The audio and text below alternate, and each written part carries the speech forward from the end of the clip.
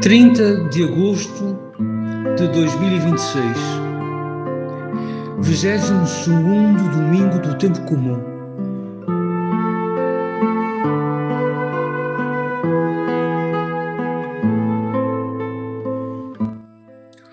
O Senhor esteja convosco, Ele está no meio de nós. Evangelho de Nosso Senhor Jesus Cristo segundo São Mateus, capítulo 16, versículos 21 a 28. Glória a Ti, Senhor. Desde então começou Jesus Cristo a mostrar aos seus discípulos que era necessário Ele ir a Jerusalém, padecer muitas coisas dos anciãos, dos principais dos sacerdotes e dos escribas, que fosse morto e que ao terceiro dia ressuscitasse. Mas Pedro, tomando-o à parte, começou a repreendê-lo e disse: Deus tenha compaixão de ti, Senhor. Isso de modo nenhum te acontecerá. Ele, porém, voltando-se, disse a Pedro: Para trás de mim, Satanás, que me serves de escândalo, porque não pensas nas coisas que são de Deus, mas apenas pensas nas coisas que são dos homens. Então disse Jesus aos seus discípulos: Se alguém quer vir após mim, negue-se a si mesmo. Tome a sua cruz e siga-me. Pois quem quiser salvar a sua vida, perdê-la-á, mas quem perder a sua vida por amor de mim, achá-la-á. Aliás, que aproveita ao homem se ganhar o mundo inteiro e perder a sua vida? Ou que dará o homem em troca da sua própria vida? Porque o Filho do Homem há de vir na glória de seu Pai, com os seus anjos, e então retribuirá a cada um segundo as suas obras. Em verdade vos digo, alguns do que aqui estão, de modo nenhum provarão a morte, até que vejam vir o Filho do Homem na glória do seu reino. Este é o Evangelho de Cristo. Louvores a ti, ó Cristo.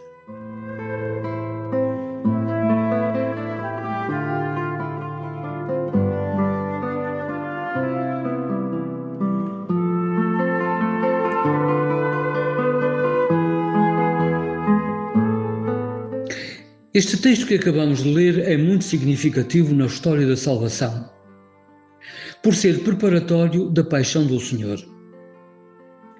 Surpreende-me estarmos no fim de agosto e lermos um texto da Semana Santa. Mas talvez seja a forma que o nosso guia de leituras tem para não nos deixar confundir as nossas férias com irresponsabilidades ou indiferenças.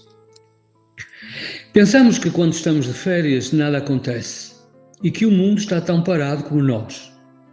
Mas o mundo continua a girar.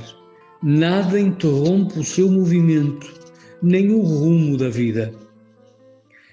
Jesus, ao anunciar a sua morte, anuncia a interrupção da sua vida.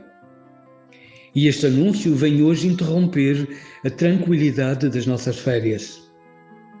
Em qualquer lugar e a qualquer momento pode acontecer uma tragédia, enquanto usufruímos do nosso descanso e sem avisos prévios. Culturalmente, nós, povos da Europa do Sul, somos uma gente esquisita. Não temos, ou não temos tido, a capacidade de no inverno nos prepararmos para o verão, nem no verão nos prepararmos para o inverno. E não me refiro a questões de estratégias de Estado ou políticas de proteção, mas falo mesmo sobre nós mesmos, sobre nós próprios. Prepararmos-nos para não sermos apanhados de surpresa, nem pelo fogo no verão, nem pelas cheias no inverno, nem pela morte a qualquer momento. Vence sempre em nós, os tais da Europa do Sul, um espírito de otimismo, transformando o otimismo numa forma de estar na vida. É verdade que não podemos ser permanentemente pessimistas, mas também não se pode ser sempre otimistas como se nada nunca acontecesse. Nos tempos que correm, pelo menos já é bom não sermos fatalistas, mas sempre sermos otimistas e ingênuos. E é uma forma de estar na vida que de ano para ano funciona cada vez menos. Pensar que não temos que nos preocupar, nem preparar, porque nada nos vai acontecer, ou que tudo que se diz por aí é um exagero, ou mesmo quando perguntamos, mas porquê que há de acontecer? Esta forma de ser não faz de nós otimistas, faz de nós irresponsáveis. O que lemos no Evangelho é Jesus a ser realista, a enviar um alerta aos mais próximos de que a sua morte é inevitável.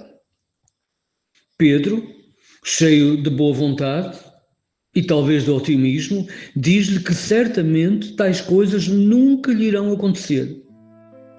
Por palavras modernas, Pedro dá a entender que Jesus estava a exagerar.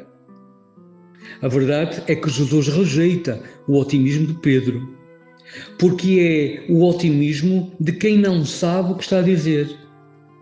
É não entender nada nem ninguém, e que nada nem ninguém pode parar o rumo da história da salvação, nem que tenha que envolver a morte. Confesso que nutro muita admiração por Pedro. Apesar de exagerar e das suas falhas graves, ele é sempre bem intencionado. Nos seus erros, falhas, mas também no seu amor e fidelidade a Cristo, Pedro nunca é mal intencionado. Ele é simplesmente assim mesmo.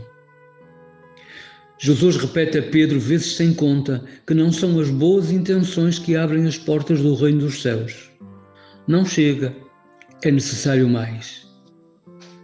Finalmente, é importante ouvirmos os conselhos dos nossos amigos. Não sermos indiferentes às boas palavras dos que estão conosco e nos amam. Isto é necessário para não nos sentirmos sós. Mas é mais necessário ainda, como Jesus, estarmos atentos às realidades mais profundas e complexas da vida humana. Atentos à voz de Deus, que diz o que é necessário sabermos, que fala através dos que estão ao nosso lado e através da nossa intuição e da nossa fé. Quando nos disserem para não nos preocuparmos porque nada acontecerá, se pensarmos que este não é um bom conselho, a solução é recusá-lo. Mesmo que à nossa volta ninguém perceba a nossa recusa. Não faz mal. O mais importante é ouvir e entender bem os avisos que Cristo nos dá a qualquer momento, mesmo aqueles avisos que forem difíceis de ouvir. Por tudo isto, e por isso, o meu desejo neste dia é que Deus esteja conosco. Nos continue a dar um tempo de férias para recuperarmos a nossa saúde e o nosso descanso, acolhendo sempre as boas palavras que nos derem, mas ouvindo sempre primeiro a voz de Deus, que nos ama mais do que todos os outros e nos dá os verdadeiros conselhos sobre como viver e como morrer, porque nós temos um Deus que não tira férias.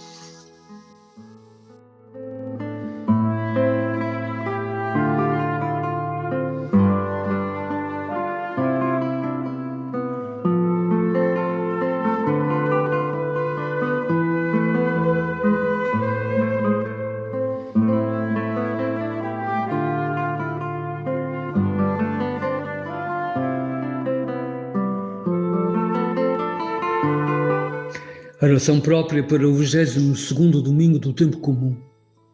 Oremos. Pai de toda a graça, teu Filho Jesus Cristo, na mais humilde obediência, ofereceu-se a si mesmo para nos libertar dos nossos pecados. Concede-nos a graça de o recebermos com gratidão como nosso Salvador e Senhor.